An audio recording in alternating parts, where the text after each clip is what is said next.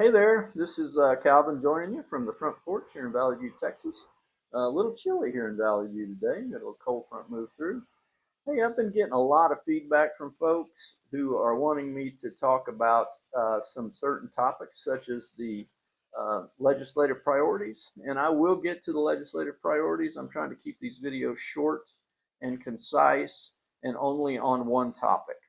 So at the end of this video, I'll tell you what our next topic is going to be.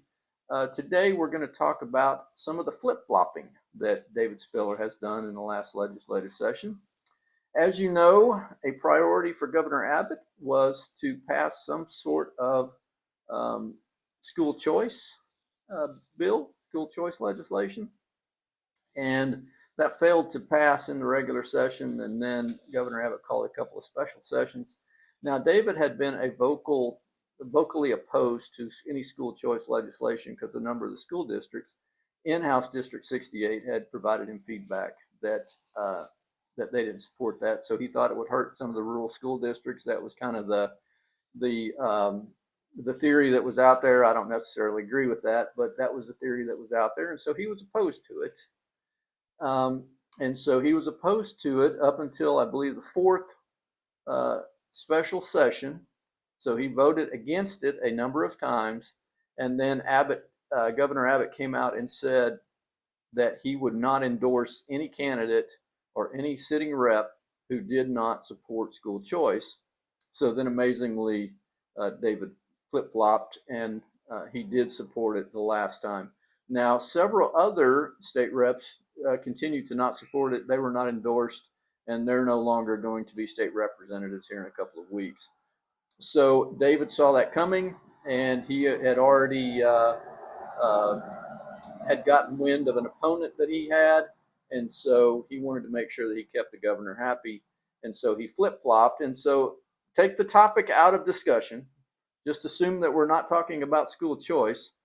Do you want somebody representing you that's going to go against what he portrayed as his moral obligation to vote against school choice?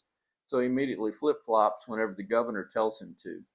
And I think that that's the problem with him. He's going to go wherever he thinks is going to be most advantageous for him, and he's not necessarily going to represent the folks in the district.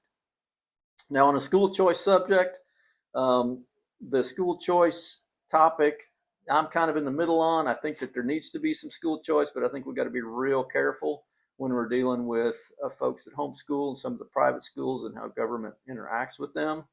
So I think it would depend on the bill, to be honest with you, on whether I would support it or not, because most homeschoolers are going to tell you that they don't want the government in their business. Most private schools are going to be the same way.